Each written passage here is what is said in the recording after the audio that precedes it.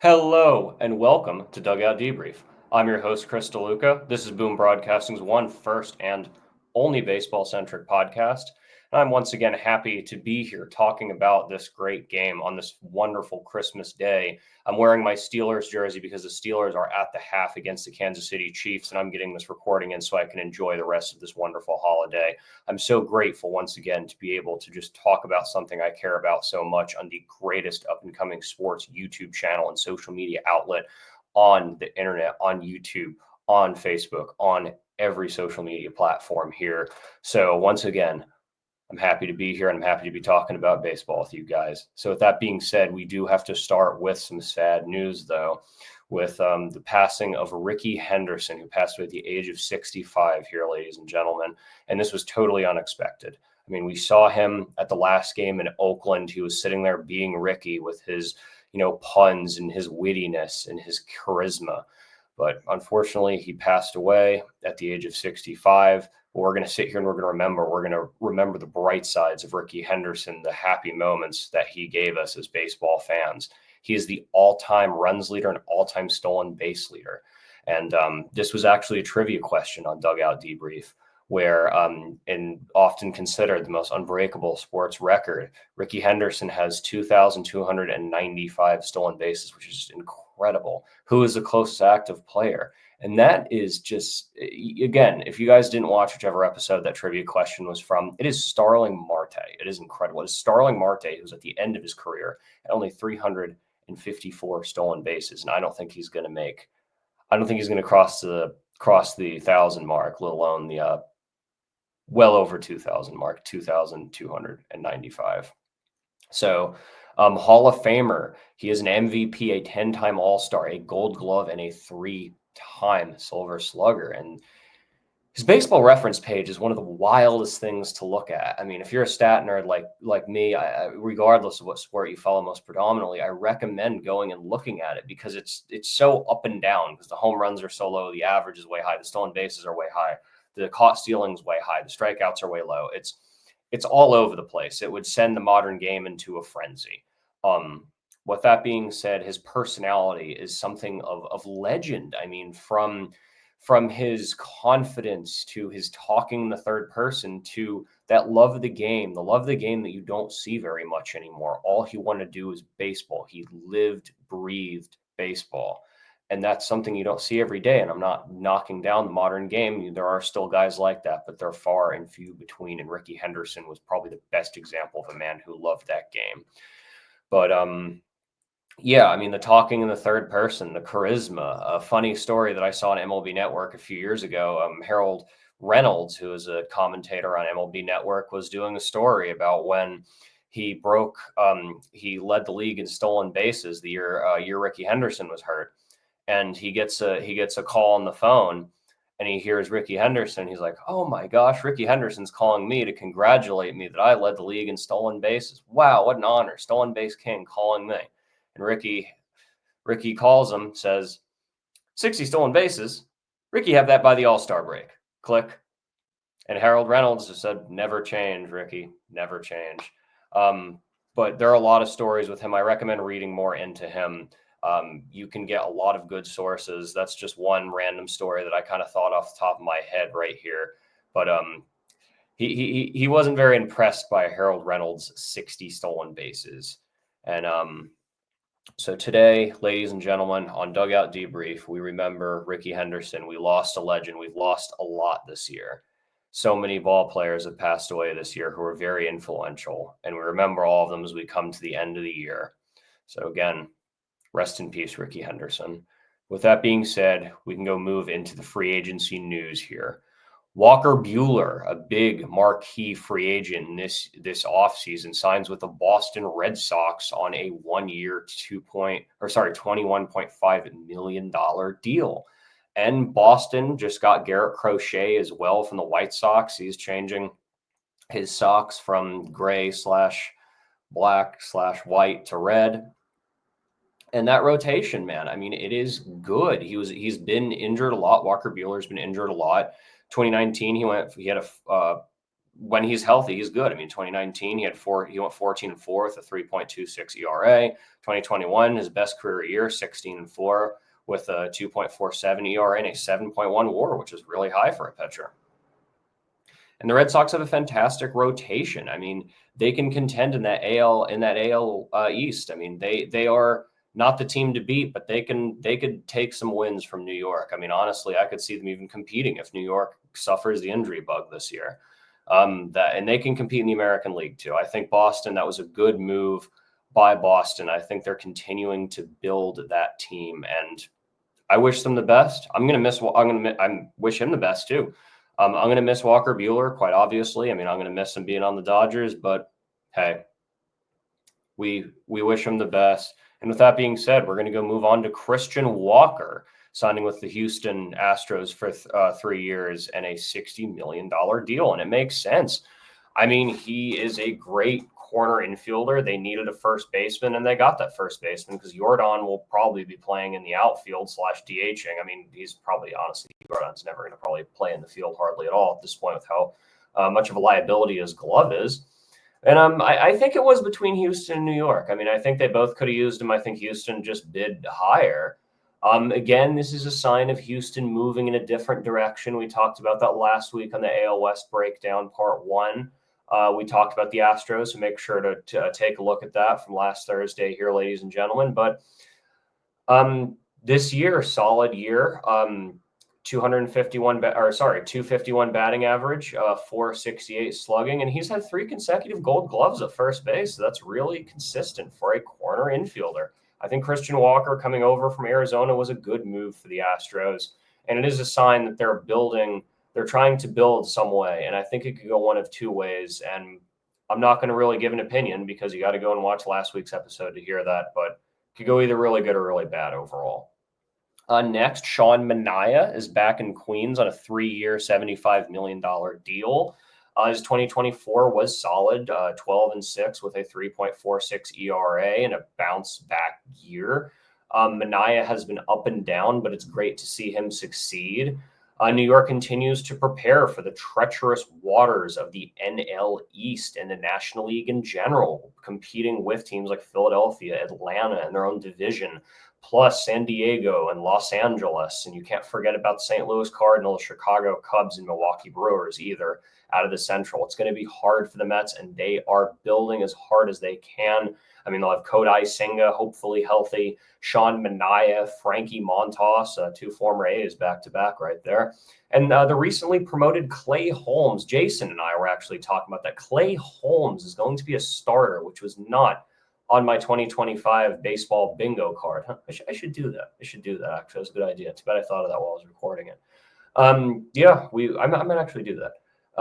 They need a lot of help pitching-wise. I don't think Cohen's done. I think he's going to continue to target people. It wouldn't surprise me if they're still trying to go after Corbin Burns, to be honest with you.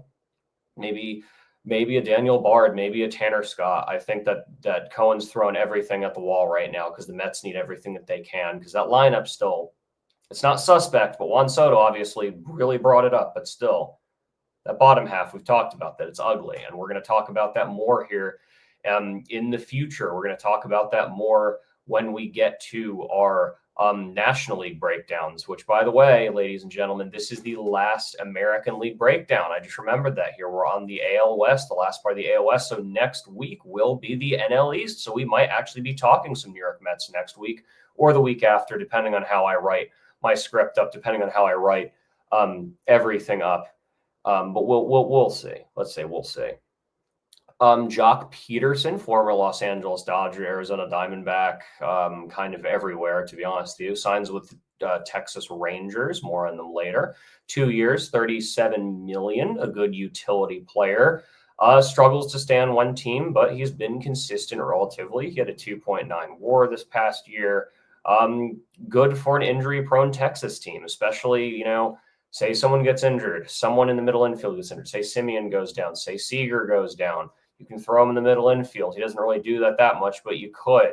Nathaniel Lowe got hurt too. He's a utility guy. I think he's going to predominantly stick in that weaker outfield that the Rangers have, but I think he'll be a good complement to a guy like Adolis Garcia out there. in the green of the outfield. So with that being said, we're going to go talk about another was a former Texas Ranger. He was up until this past week. Nathaniel Lowe was traded to the Washington Nationals, and this was not something I really expected. They got him in exchange for Robert Garcia. Considering he played a decent amount of games, and a lot of players on the Rangers did not play a decent amount of games. I think he played like 130 or so. Lowe was down for a little bit, but so was everyone on that team. But I thought he was going to be a part of it. I really thought he was going to be a part of this Rangers team that really has a lot in front of them. With they're pushing. I mean, 2.7 WAR. He was a consistent home run hitter, but I don't know. They offloaded him. I was kind of confused by that. But leave your opinion in the comments if you have any other counter argument to that. The Phillies traded for Jesus Luzardo from the Miami Marlins for Starlin Caba and Amarion Boyd. So sorry if I mispronounced that. He was a touted prospect with the A's, a flamethrower. Then with Miami, he just has not put it together in the MLB. I mean, he's yet to find it. He's a middle threes ERA wise consistently. He had a 5 this past year, not the best, and hopefully he can prove on a successful team. I mean, the Phillies are going to be great. So Jesus Luzardo to Philadelphia Phillies. Paul Goldschmidt, a man who rebounded his career 2 years ago, signs with the New York Yankees. And he signed for a 1-year, $2.5 million contract. I believe he is 37. And they're hoping for a 2022 type year where he rebounded his career. Not like it ever went anywhere, but he won that MVP with St. Louis. And he was by far the Cardinals' best player. It was an unprecedented MVP win. I don't think he's looked the way he has. He's obviously gone down, but compared to the 2022, how can you really go up, especially at 37? I think Cashman's hoping for a 2022 type year. And if he gets it, he gets it. And he does, and he doesn't. I mean, it's not that much money. 12 and a half is not that much for the men in pinstripe. So anyway, moving on to another American League player going to a National League team. The Philadelphia Phillies also added Max Kepler on a 1-year, $10 million contract. He's a solid player. I mean, he's been mid threes and on base percentage. He's a solid home run hitter. He hit 36 in 2019. In 2023, he hit 24, but he only hit 8 this year in 2024. So the Phillies are hoping to maintain their dominance. You got a good power hitter, a big pull hitter, and I think he's going to like Citizens Bank. I hope he will. Max Kepler to the Phillies, changing from the Twin Cities to the city of brotherly love. And with that being said, Andrew McCutchen is back in the Bird once again. McCutchen's back with the Pittsburgh Pirates on a 1-year, $5 million contract. And while he may not be the player that he used to be, that is okay. He is a locker room man. I love watching him play. I love the guy. I'm happy I've gotten to see him play a multitude of times up there at gorgeous PNC Park. I'm excited to, hopefully, as long as he doesn't get injured, which we're hoping that he doesn't, I'll be able to go see him again this year when I go to a few Pirates games. I always love to catch. Again, if you're ever in the Pittsburgh area, I've reiterated this before, I recommend going to PNC Park. It is a fantastic ballpark. He is a locker room guy, and I'm hoping that the Pittsburgh Pirates can push to the playoffs. With him, probably not. But who knows? Anything can happen. The NL Central is kind of weak, but we'll be talking about it later. So with that being said, some other notable signings/trades. Mike Soroka goes to the Washington Nationals. Nationals trying to build something. They're trying to maintain pace in that very strong NL East. Griffin Canning, the former Angel, goes to the New York Mets. Again, Cohen trying to get everything. Legendary fantasy streamer, fantasy stream pitcher, Eric Lauer signs with Toronto. I'm not really sure where the Blue Jays are directionally. We've talked about that before. They're staying pretty quiet this offseason. Them and the Mariners, man, they need to do something. Jose Trevino, the Yankees catcher from the World Series team, goes to Cincinnati, and another former Yankee, Gio Urshela, signs with the A's. Carlos Santana is in Cleveland. He's back in Cleveland. He's a big locker room guy too, a legend, a veteran. And I hope he can put it together there. And at his older age, I hope he can do it there. And Patrick Sandoval signs with the Boston Red Sox, another former Angel. leaving Anaheim. But with that being said, it is time for the AL West breakdown part 2, and we're going to start off with Michael Davis's Texas Rangers. The Texas Rangers had a weird season this year. They went 78 and 84 in a injured plus World Series hangover year. Lots of down years. Corey Seager was hurt for much of the year. Adolis Garcia only hit 224. Plus, they had the 18th ranked offense when it came to home runs and runs scored. Bruce Bochy and Chris Young want to keep up with the Yankees. They want to keep up with the AL, the very top-heavy American League. I think they put up a fight this year, if not make it back, especially if New York falters. So what do they have? They have an elite pitching rotation when it's healthy with guys like Nathan Eovaldi, John Gray, Jacob deGrom. Please let him stay healthy. Please let him stay healthy. And Corey Bradford as well to top that off. They just need healthy players. We can't forget about Corey Seager. We can't forget about Marcus Semien, Wyatt Langford, who hit for the cycle on June 30th.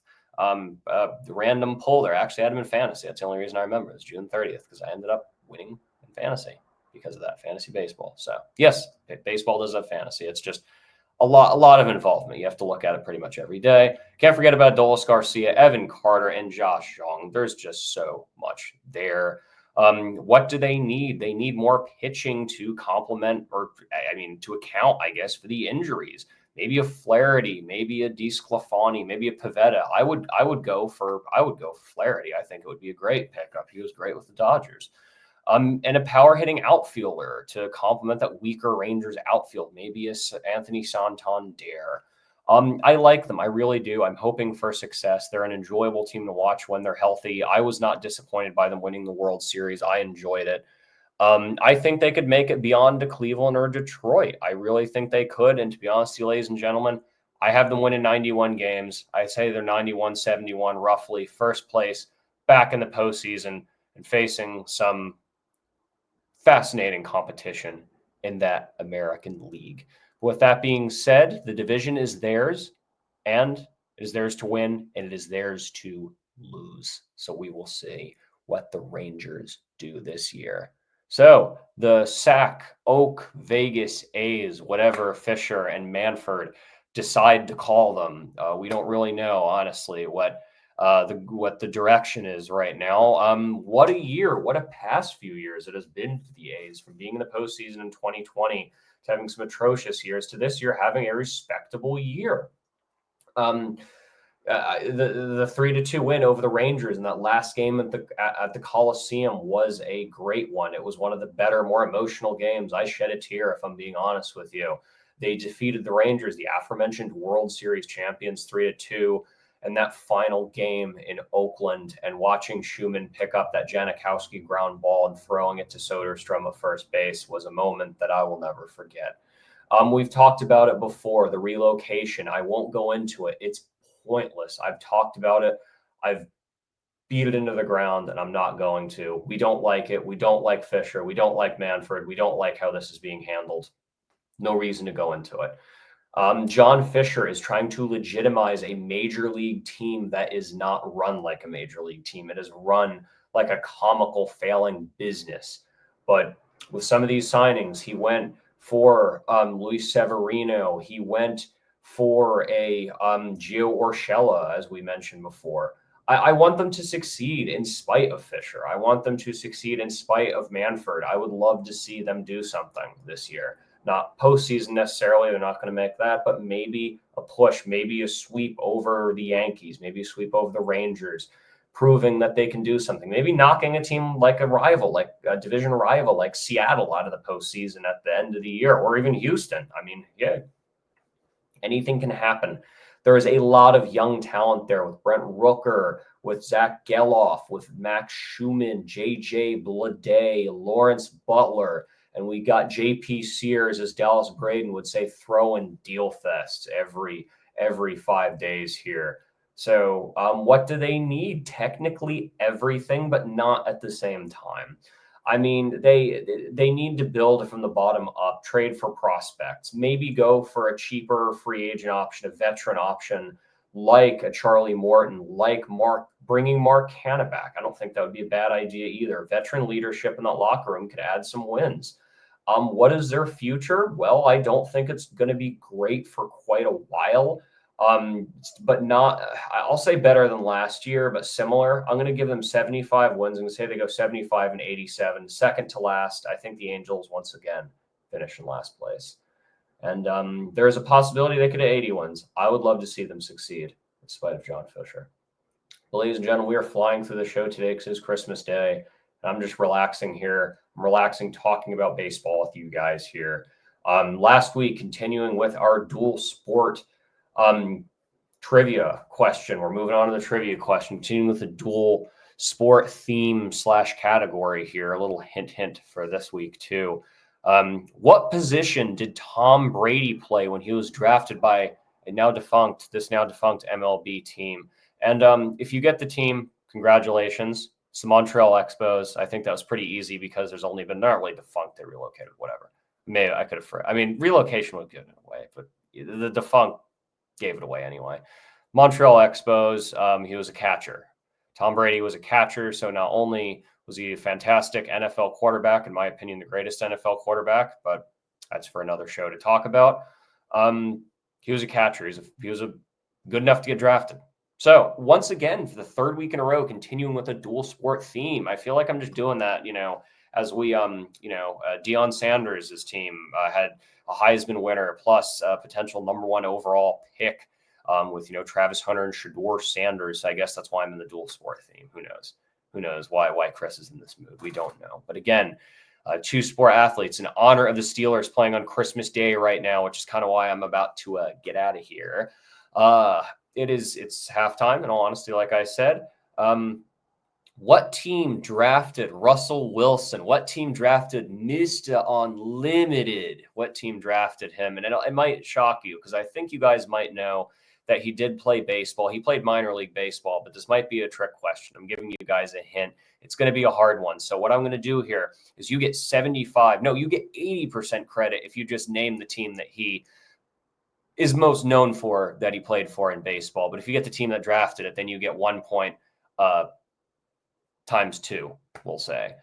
So what MLB team drafted Russell Wilson or what team did he play for? With that being said, ladies and gentlemen, we're going to wrap up here at about 22 and a half minutes on this Christmas special edition of Dugout Debrief. I want to thank Boom Broadcasting, Michael Davis, for having me on this show. Make sure to watch Quick Hits with Shannon. Make sure to watch Out of Pocket with Michael Davis. I hop on there. Jason hops on there. Wayne hops on there. We talk football. We talk basketball. We talk baseball. We talk professional wrestling. We talk a lot of stuff on there, ladies and gentlemen. Make sure to tune into Sideline Savants. It is championship week. It's fantasy championship week. Make sure to get your fantasy championship information from Jason and Wayne over there. 3 from Deep, also with Jason. If you're an NBA fan, make sure to subscribe. Make sure to watch it. And finally, the Gridiron Address every Sunday, except this past Sunday, between the 4 o'clock games and Sunday night football will be on this week. Aaron and I will be talking the Steelers. We'll be talking the Panthers.